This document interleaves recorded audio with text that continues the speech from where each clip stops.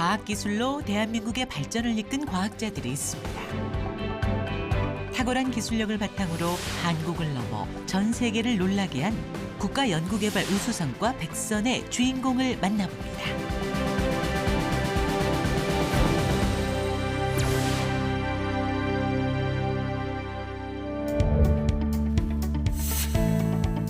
정직한 보람을 느낄 수 있다는 농업의 가치를 연구에 적용한 과학자가 있습니다. 연구도 농사처럼, 농사도 연구처럼 생각하고 정확한 시간 내에 해놔야만 성과를 얻을 수 있다고 생각합니다. 열매를 맺기 위해 땀을 흘리는 농부처럼 묵묵히 연구에 정진한 결과 새로운 기술을 개발할 수 있었죠. 이것이 우리가 세계 최초로 3D 프린팅으로 코팅한 원자력 1차 보호 피복관제입니다. 레이저 3D 프린팅 기술로 세상을 뒤흔든 주인공입니다. 원자력에 대한 연구와 개발을 종합적으로 수행하는 연구기관. 이곳에 국민 안전과 생명을 지키는 신개념 기술을 개발하는 주인공이 있습니다. 내선한 물질을 코팅할 예정입니다. 아, 그래요? 자, 그러면은 장착하시죠. 네, 알겠습니다. 사고 환경에서도 충분히 견딜 수 있는 그런 성능을 갖게 하는 피복관 제품을 생산하는 곳입니다. 원전 사고를 막는 해결료 피복관 개발로 안전한 원전을 만들어가는 김영길 박사입니다.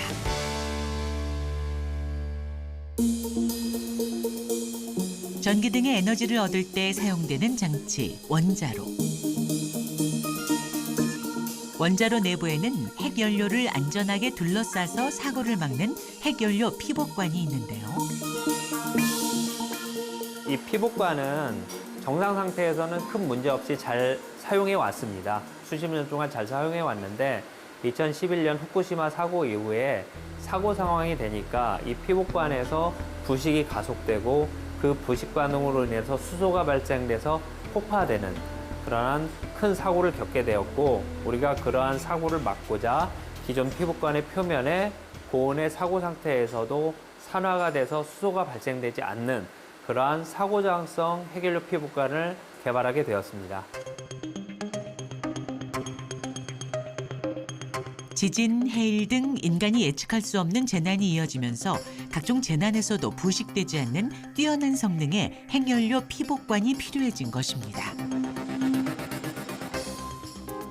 자, 김 박사 하나씩 잡아서. 지난 60여 년 동안 사용해왔던 기존의 피복관을 새롭게 만들어야 하는 난제. 김현길 박사팀은 코팅 방식을 이용해 간단하게 해결했습니다. 기존 피복관 표면에 새로운 물질을 코팅할 때 중요한 것 중에 하나는 먼지 한 톨조차 없어야 한다는 것. 안에 내부에 그 여러 가지 물질들이 있고 그 더스트들이 있으면 피복관 표면에 저 크롬합금이 증착할 때 오염을 만들어서 이 접착력이나 이런 것들에 안 좋은 영향을 미칠 수 있어서 깨끗이 청소를 하고 있습니다. 플라스마를 이용해 물질을 입히는 코팅 방식이 간단해 보일 수는 있어도 우수한 성능을 보이려면 섬세한 과정이 필요하다고 합니다. 물질에마다 코팅하는 조건이 다 바뀌게 돼 있습니다. 그래서 저희 피복관에 코팅하기 위해서 이 시편이 회전, 공자전하는 속도를 제어하고요. 그리고 이 안에 진공도까지 다 적절하게 제어가 되어야만 그래야지 최상의 품질의 코팅을 얻을 수 있습니다. 진공펌프 오픈했습니다. 아, 예. 그럼 더 열게요. 네. 다시 말하면 코팅을 균일하게 해야 한다는 것. 예, 이게 지금 그 코팅된 피복관입니다. 코팅 두께가 10마이크론으로 머리카락 두께 10분의 1도 아니로 낮고요. 그 다음에 동일한 소재인 금속으로 코팅되어 있기 때문에 굉장히 기존 피복관과 유사한 그런 형태를 보이고 있습니다. 이것이 코팅이 안 된 피복관이고요. 이것이 지금 우리가 코팅을 한 피복관입니다. 비슷한 외관 때문에 육안으로 코팅 전후 피복관의 변화를 확인하기는 힘든데요. 하지만 새로운 물질을 코팅했을 때 기존 피복관의 성능보다 최대 100배까지도 향상될 수 있다고 합니다. 이렇게 코팅이 되면 사고 환경에서 굉장히 우수한 내식성을 보유하기 때문에 성능이 지금보다 현저히 높고 원자력 발전소의 수소 폭발과 같은 사고를 막을 수 있기 때문에 매우 중요한 기술입니다. 코팅한 핵연료 피복관의 성능을 확인하기 위해 시작된 실험. 안녕하세요. 새로 코팅한 사고저항성 핵연료 피복관인데요. 사고 상황에서 어떤 고동을 보이는지 좀 평가 좀 잘 해주셨으면 좋겠습니다. 설계 기준 사고 1204도까지 하시고 실제 사고 상황을 모사해 볼 예정이라는데요.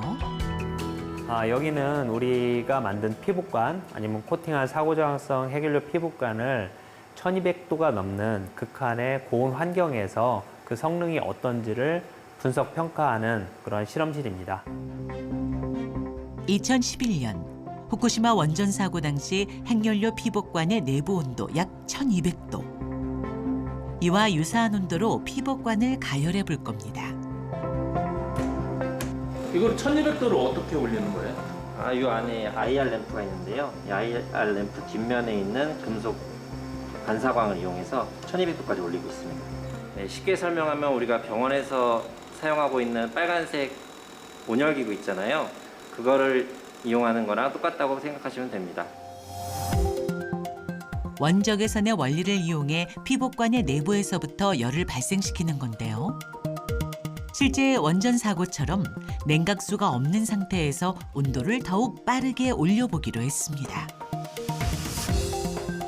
1초에 14도씩 온도를 올려가면서 테스트를 한 겁니다. 몇 도까지 올려야 돼요? 일반적으로 이제 발전소 운전 온도인 300도에 올려서 안정화를 한 5분 정도 시킨 다음에요. 안정화가 되면 300도에서부터 1204도까지 초당 14도로 온도를 올리게 되어 있습니다. 300도였던 핵연료 피복관은 약 1분 만에 1204도에 도달했는데요.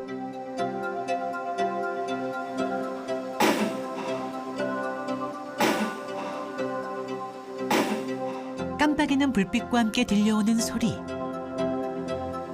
피복관의 이제 옆면이 터지는 그런 소리라고 보시면 되겠습니다. 정상 가동 중에 이런 피복관들은 저렇게 터지질 않고요. 이거는 아주 극한의 사고 조건을 모사하기 위한 실험을 수행하기 때문에 이렇게 터지는 일이 일어납니다. 실제 원전 사고보다도 가열 속도를 높이고 과도한 압력을 가해 사고에도 대비할 수 있도록 한 건데요. 사고 시와 동일하게 피복관이 뜨거워지면 냉각수를 투입해 표면을 식히게 했습니다.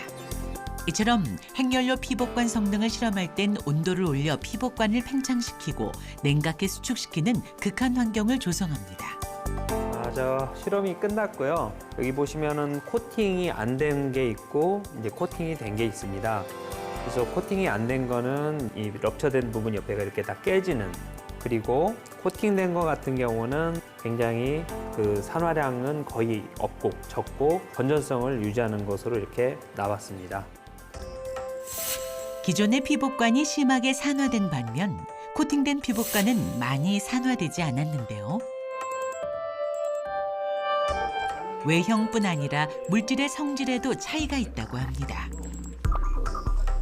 좀 전에 가혹한 환경에서의 피복관을 노출시켰는데 그 이후에 이 재료가 어떻게 물성이 변했는지 이렇게 시각적으로 표현하기 위해서 본 실험을 수행할 예정입니다.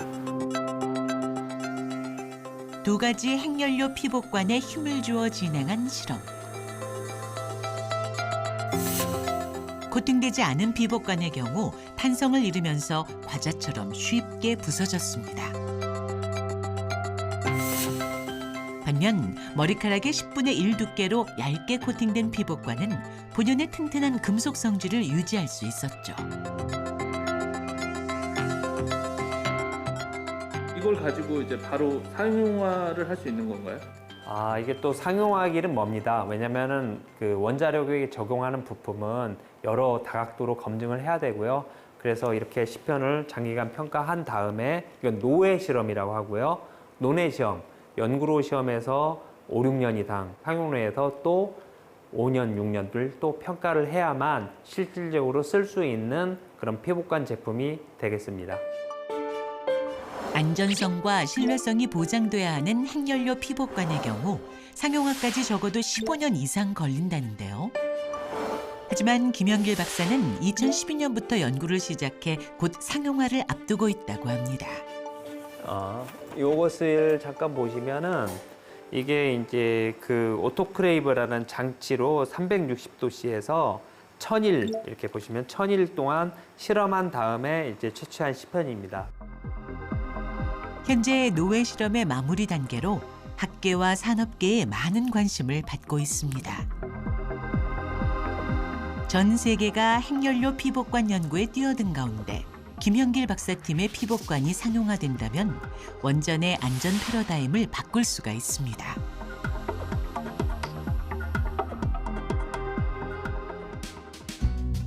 바쁜 연구가 끝난 주말이면 김영길 박사가 어김없이 찾는 곳이 있습니다. 어머니, 여기는 어디예요? 여기는 제가 태어나고 중학교, 고등학교 때까지 있었던 시골집입니다. 할아버지와 아버지 세대를 거쳐 김영길 박사까지 70년 이상의 세월이 녹아든 집. 이 집 곳곳에는 그의 손길도 함께 묻어 있답니다. 제가 군대 제대하고 저 문을 제가 뜯어서 만들어서 다시 붙인 거거든요. 그래, 저쪽 모서리에 이제 장석 같은 경우, 그리고 저 손잡이 저런 거 만들어서 이제 원래 있던 건데 이제 붙이고 그랬습니다. 어머니 진짜 그 막내 아들이 손재주가 좋았어요? 예.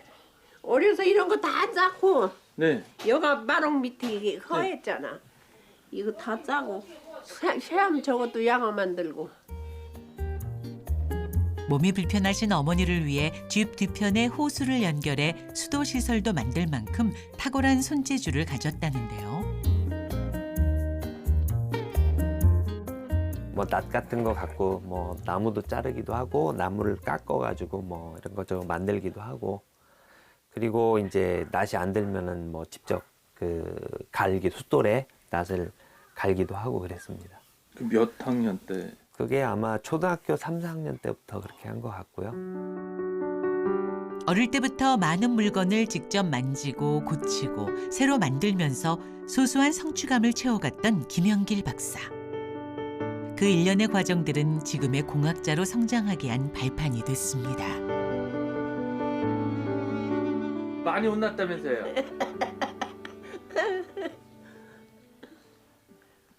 제일 그 비싼 거 때려 부신 게 뭐예요? 그런 거지 뭐. 어떤 거요? 자전거 그런 거 때려 부셨지 뭐. 딴 건 비싼 건 몰라. 기억이 안 나. 어머니 그러면은 저기 손 보고 그래. 네. 또 어디 뭐 더 필요한 거 있으세요? 없어. 오늘은 그의 뛰어난 손재주를 발휘해 볼 시간. 겨우내 무너진 담벼락을 수리할 예정인데요. 집이 워낙 낡고 오래돼 집의 일부분을 고치거나 새롭게 만드는 일이 많다고 합니다. 네, 여기 있어요. 주기적으로 집을 보수하는 것은 종종 번거롭지만 시골집에 애착을 가진 어머니를 위해 필요할 때마다 보수를 하고 있죠.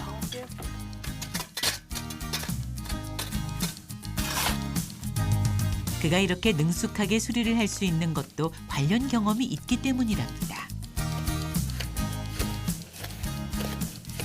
그 건축 아파트 짓는 그 장소에서 하자보수 알바를 했고요. 그때 이제 하면서 뭐 이런 것 약간 미장하는 거, 그리고 타일 붙이는 거 이런 것도 좀 배운 적이 있습니다. 이처럼 다양한 분야의 기술을 습득한 김영길 박사는 자신만의 특별한 노하우를 만들어내기도 했는데요. 물의 위치를 맞춰서 저쪽 벽에 맞춰가지고 이쪽 물이 있는 부분끼리 높이를 맞추면 그 부분이 이제 수평이 맞게 되는 겁니다. 이런 거는 뭐 혹시 뭐 대학교 뭐 이런 데서 배우는 거예요? 아니요, 그냥 이것도 뭐 그냥 그 뭐 여러분들 하는 거 보고 어른들 하는 거 보고 이렇게 배운 거죠. 수평을 맞출 때 쓰는 연장이 없을 때는 현장에서 직접 만들어 쓰기도 했습니다.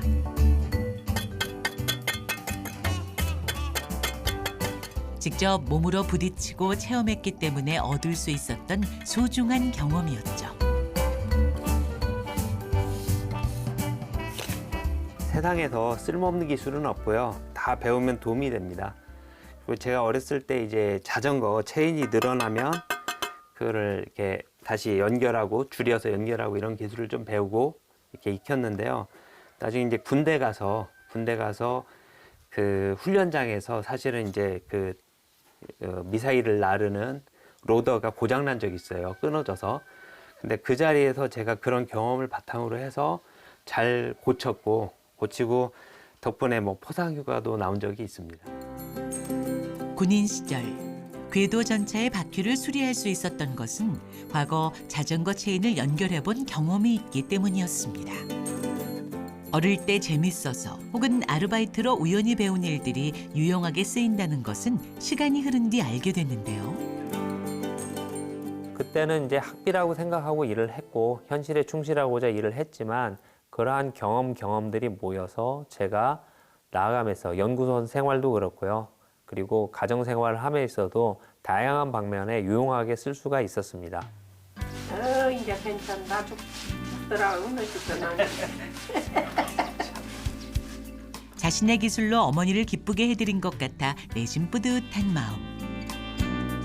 공학자가 열심히 개발한 기술이 세상에 쓰일 때 보람을 느끼는 것을 보면 어쩌면 그는 평생을 공학자처럼 살아왔는지도 모릅니다.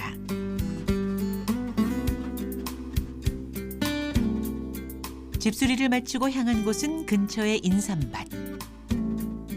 여기가 지금은 이제 형이 농사를 짓는 아버지를 대신해서 이제 농사를 짓는 인삼밭이고요. 여기 보시면은 작년에 심었던 삼이고 이제 이 사이사이에 이제 풀이 올라와요. 풀이 올라오면은 이제 그 인삼을 안 다치게 하면서 사이사이에다가 손을 집어넣고 이렇게 풀을 다 일일이 뽑았죠, 이렇게. 이것도 지금 많이 높아졌어요. 인삼 농사를 지었던 아버지의 일을 도우며 인삼 키우는 법도 자연스럽게 배우게 됐다는 김영길 박사. 그 남다른 경험에는 아픈 추억도 남아있다고 합니다. 박사할 때 이제 아버님이 돌아가셨어요. 아버님이 돌아가셨고 그 당시에 무주에 이런 밭이 2개 있었는데 매년 이제 그때 인삼밭이 한 2년 정도 묵었고 4년이 지나야지 이제 캘 수 있는 상황이었어요. 그래서 아버지의 유산과 같았던 인삼 농사를 끝마쳐야 했던 상황. 평일엔 연구를, 주말엔 농사를 2년 동안 병행하면서 몸도 마음도 지쳐 있었다고 하는데요. 하지만 연구와 관련성이 적어 보이는 농사를 하면서도 배운 점이 있다고 합니다. 농사도 그렇고 뭐 모든 일이 그렇지만 일을 시작하고 끝까지 마무리를 하지 않으면은 그 결과를 우리가 얻을 수 없습니다. 물론 이제 시작은 중요하지만 결국에는 끝까지 마무리할 수 있는 노력과 정성이 필요하다고 생각하고 그걸 마무리하기 위해서 농사를 열심히 더 지었던 것 같습니다. 주어진 때에 주어진 일을 끝까지 수행해야 결실을 맺는 법.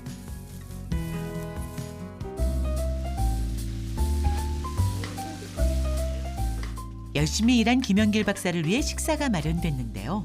옆집에 사는 외숙모가 준비를 도왔습니다. 얼른 와야 손 씻고. 고향집의 담벼락도 수리하고 인삼 사이에 자라난 풀도 뽑은 만큼 든든한 한상 차림이 준비됐죠. 상추는 정도 뜨는 거. 이건 뭐예요? 인삼 빨간 익은 씨를 따갖고 가을이 놔요. 노이다. 그러면 그놈이 1년 되면 캐야 저렇게 1년 큰 거예요 저게. 돼지고기와 인삼을 함께 구워 곁들여 먹는 가족들의 식사. 진짜 오랜만에 이렇게 먹는 것 같은데. 네. 어머니 하나 싸드릴게요. 아니 여기 또. 짧게. 예. 네. 인삼이 특산물인 금산에서는 일상적인 음식 조합이라고 하는데요. 보통 이제 밭에다가 이 시금을 파종하고 담으로 심고 그리고 이제 남은 것들을 이렇게 먹기도 하고 그랬습니다. 추억 어린 식사를 가족과 함께하니 든든함이 배가 됐습니다. 가족들의 따뜻한 사랑을 받고 힘차게 시작된 연구. 김영길 박사는 핵연료 피복관에 새로운 코팅 방법을 도입했는데요. 오늘 이트리움 옥사이드로 준비했죠? 2대1 피석비로 준비해서 뿌릴 준비가 되어 있습니다. 여기는 3D 프린팅 산화물 분산 강화 피복관을 제조하기 위해서 피복관 표면에 산화물을 전처리, 도포하는 실험실입니다. 재료를 한 층 한 층 쌓아 3차원 물체를 만들어내는 3D 프린팅 기술. 그중에서도 김영길 박사는 금속 재료를 레이저로 녹이는 레이저 3D 프린팅 기술을 코팅에 이용했습니다. 일반 코팅 같은 경우는 원래 이제 모재가 있다면 이 모재 위에 코팅 물질들이 다음과 같이 이렇게 차분히 쌓이는 이런 구조가 되겠죠. 이것이 이제 일반적인 코팅 개념이고요. 레이저 열원을 이용해서 3D 프린팅을 하면은 보시다시피 이렇게 경계면이 사라지면서 두 물질 간의 결합력이 좋아지고 극한 환경에서도 내산화청이 오랫동안 보존되는 그러한 역할을 하게 됩니다. 기존의 물질과 코팅용 물질이 한 덩어리처럼 결합돼 튼튼한 성능을 보인다는 것이 이 코팅 기술의 장점이죠. 레이저 3D 프린팅 장치를 사용해서 부품을 만들면은 형상이 복잡한 형태를 단순하고 그리고 효율적으로 만들 수 있습니다. 또 장점은 여기 보시면은 굉장히 미세한 이런 홀도 만들 수 있습니다. 이렇듯 레이저 3D 프린팅 방식은 원하는 크기와 모양을 자유자재로 만들 수 있어 원자력뿐만이 아닌 다양한 분야에서 활용될 수 있는데요. 김영길 박사는 레이저 3D 프린팅 장치도 직접 만들며 기술 개발에 매진한 결과 2017년엔 4차 산업혁명을 선도한 공로로 대통령 표창을 수상하기도 했습니다. 그는 레이저 3D 프린팅 기술이 필요한 기업 5곳에 기술 이전을 진행했는데요. 안녕하세요. 현재까지 약 7억의 기술 이전료를 받으며 레이저 3D 프린팅 기술의 활용 분야를 넓히고 있습니다. 중요하게 활용이 될 것 같습니다. 우리가 개발한 3D 레이저 프린팅 기술로 이 회사에서 지금 수요하고 있는 그런 플러그 제품의 손상부를 복원해서 계속 지속적으로 사용하고요. 그리고 손상되는 부분을 더 강화하기 위한 그러한 기술 개발을 하기 위해서 찾아왔습니다. 자동차 부품에 들어가는 이음새 없는 파이프를 개발하는 제조업체. 이 파이프를 만들기 위해 금속 원통 가운데에 구멍을 뚫게 되는데요. 구멍을 뚫는 핵심 부품이 닳다 보니 레이저 3D 프린팅 기술로 복원하는 것입니다. 제조에 필요한 이 플러그를 제가 국내에서 수급받고 아니면 제조 기술을 확보하기 위해서 사실 노력을 많이 해왔는데요. 원자력 연구원의 그 3D 레이저 프린팅 적층 기술을 이용을 해서 이 플러그를 제조하게 될 경우에 저희가 수입에 의존하고 있는 이런 그 문제를 해결할 수 있고요.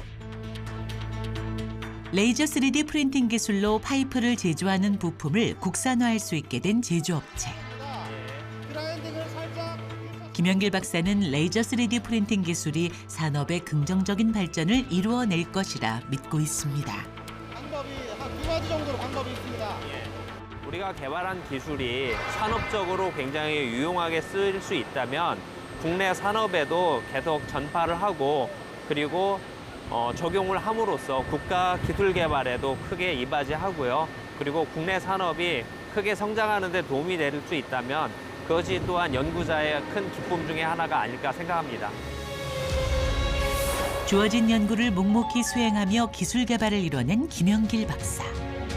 핵연료 피복관부터 제조 부품 활용까지 레이저 3D 프린팅이 만들어갈 무한한 가치를 위해 달려가는 김영길 박사를 응원합니다.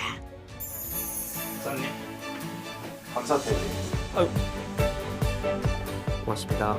우수한 성능의 소재 개발로 산업 경쟁력을 높이고 있는 김현길 님께 감사의 마음을 담아 이 패를 드립니다.